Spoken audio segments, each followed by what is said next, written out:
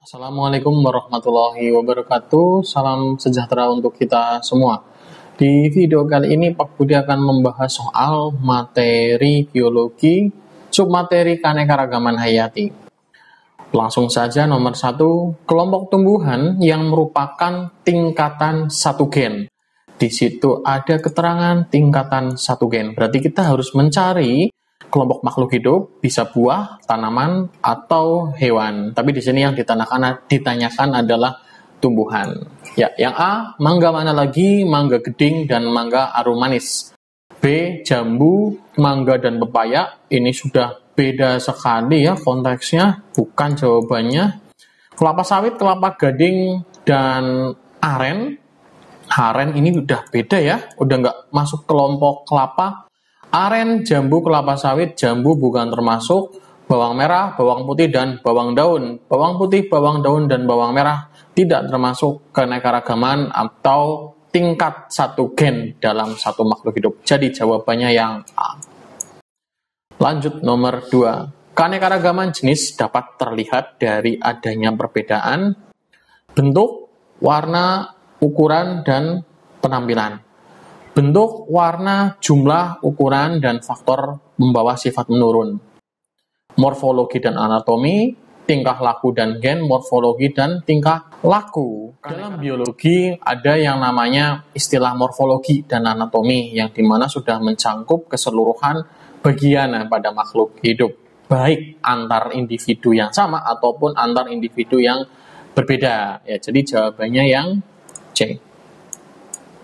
Nomor 3, organisme yang menunjukkan berbagai macam variasi pada komunitas, ekosistem, dan spesies dapat menimbulkan, tentunya ini banyak sekali ya, ada komunitas, ada ekosistem, dan spesies, berarti akan menimbulkan keberagaman atau keanekaragaman yang disebut biodiversity atau biodiversitas ya. Kita artikan biodiversitas adalah keanekaragaman.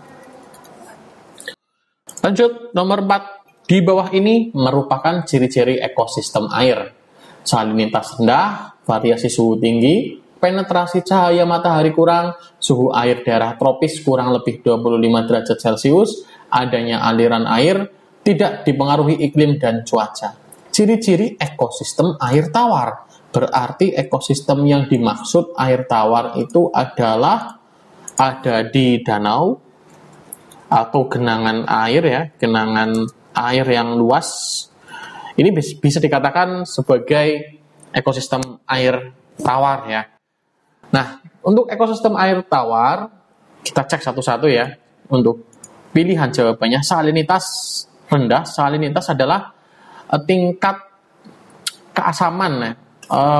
Salinitas itu kayak semacam tingkat keasinan ya, salinitas ya, asin gitu, enggak asin ya, berarti benar salinitasnya rendah. Kemudian variasi suhu tinggi, ya bervariasi, kemudian penetrasi cahayanya kurang, betul untuk yang penetrasi cahaya anak-anak.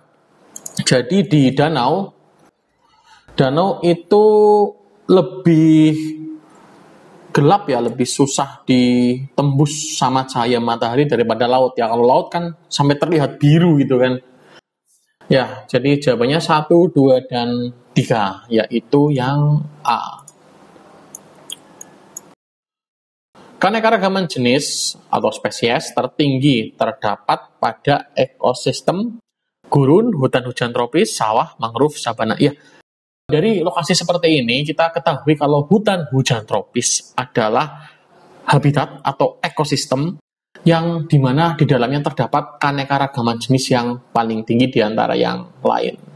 Soal yang pertama, berikut ini yang termasuk fauna tipe Australis, berarti yang daerah timur. Nah, kita cari nih wawasannya kalian.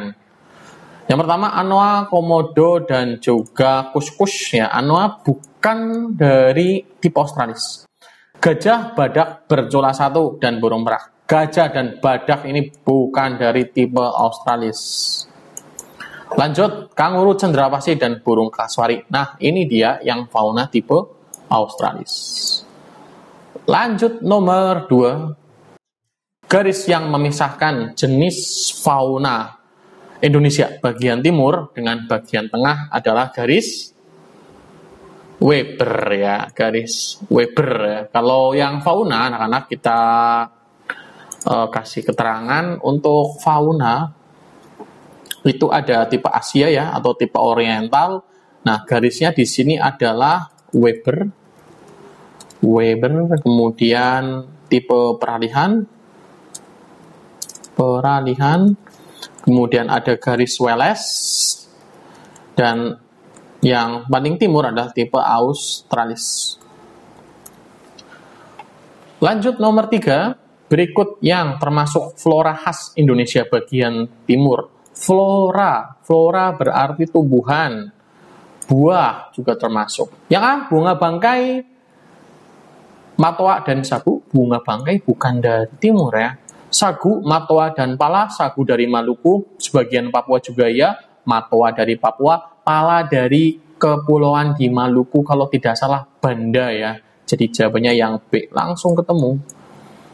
Yang ini kayu jati bukan, bunga bangkai bukan, kayu jati juga bukan.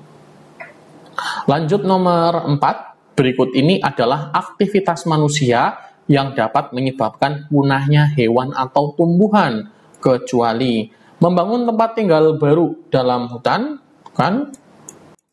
Memburu hewan langka, bukan ya. Membuat cagar alam, betul, C jawabannya. Perluasan lahan pertanian, salah. Pertambangan apalagi, salah, malah menimbulkan banyak polusi dan juga pencemaran di sekitarnya dan merugikan banyak warga di sekitarnya. Nomor 5, salah satu upaya menjaga keanekaragaman hayati adalah penanaman secara monokultur. Oh, ini monoton sekali, jadi bukan jawabannya. Membuang limbah rumah tangga ke sungai, lah ini benar-benar salah kaprah ya anak-anak. Perburuan hewan dilindungi diburu, yaitu namanya melanggar hukum, salah. Menangkap ikan menggunakan peledak, ini justru malah merusak terumbu karang. Pelestarian hewan secara in situ dan ex situ, ya jawabannya yang E. Kita beri keterangan dulu. Untuk in situ itu artinya adalah pelestarian atau konservasi asal dari flora dan fauna ya. Contohnya adalah Taman Nasional, misal Waikambas. Waikambas itu ada di Lampung dan di sana terdapat gajah asli Sumatera. Kemudian untuk yang ex situ itu berarti konservasi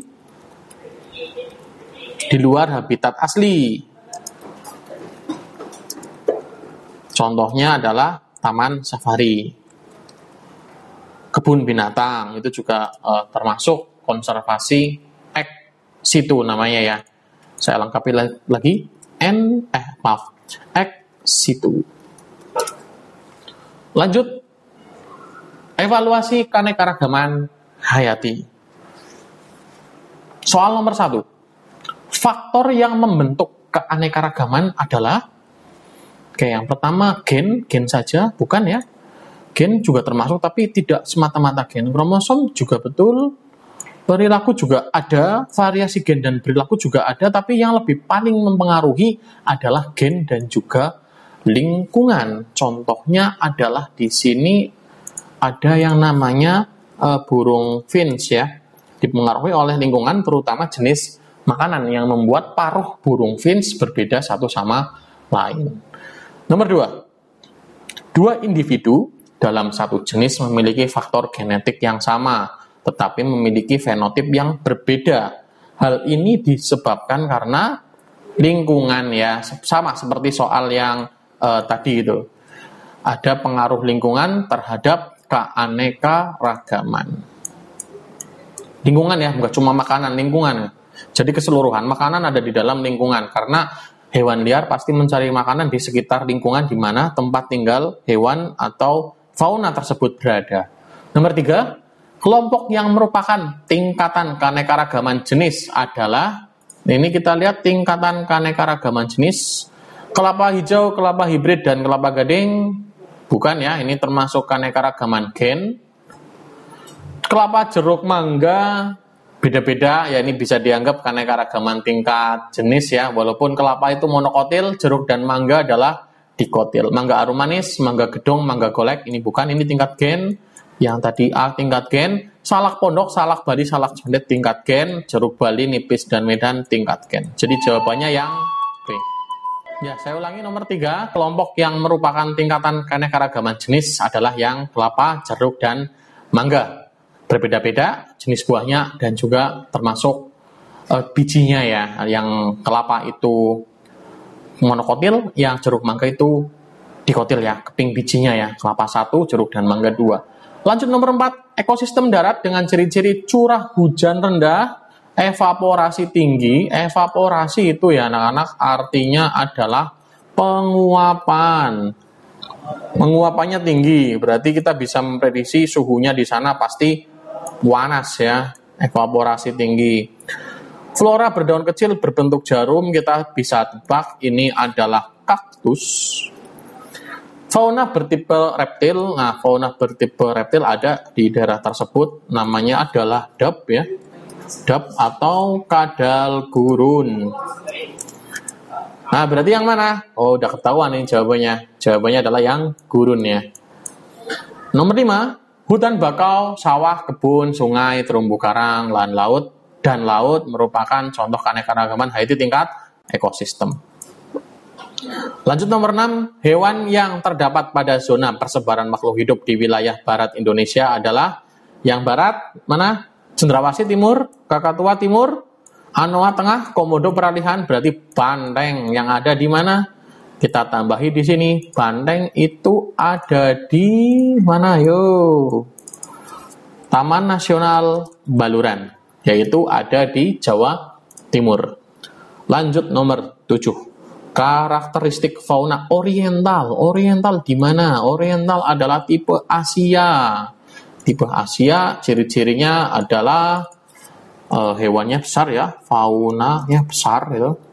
Faunanya besar, kemudian ada yang kelompok monyet namanya adalah primata. Ya, kelompok primata. Dapat jawabannya berarti yang E ya, terdapat banyak jenis primata. Nomor 8. Tempat pelestarian dengan memindahkan flora dan fauna keluar habitat aslinya adalah, nah, keluar habitat berarti kita kembali ke nomor 5 yang soal kedua ya, tadi keanekaragaman hayati 2. X itu ada taman safari dan kebun binatang, kita cari saja yang sesuai dengan itu. Cagar alam Pangandaran, Taman Nasional Suwakama, Taman Safari Bogor, Taman Nasional Bukit Batu. Ya, Taman Safari Bogor, pelestariannya ada di luar habitat aslinya. Lanjut nomor 9. Flora Melanesia yang banyak terdapat di wilayah Indonesia Timur adalah, kita lihat apa saja, sukun ada di wilayah oriental, di wilayah barat ya, wilayah Sunda, duren juga Sunda, salak juga Sunda, meranti ada di Sunda, ada di tengah. Melanesia berarti ada di Papua, yaitu Matoa. Jawabannya adalah yang A ya, ini salah semuanya. Salah. Soal nomor terakhir, nomor 10. Fauna endemik Indonesia adalah apa yo? Beruang madu? Endemik nggak? Enggak. Harimau? Bukan endemik juga. Di India ada harimau Benggala. Di Rusia ada harimau Siberia. Cendrawasih endemik? Tidak. Cendrawasih juga ada di Papua Nugini. Komodo? Ya, komodo adalah hewan endemik atau hewan asli Indonesia ya. Tarsius bukan ya, Tarsius ada di wilayah timur juga. Saya lengkapi dulu, untuk yang endemik itu artinya adalah hewan asli Indonesia.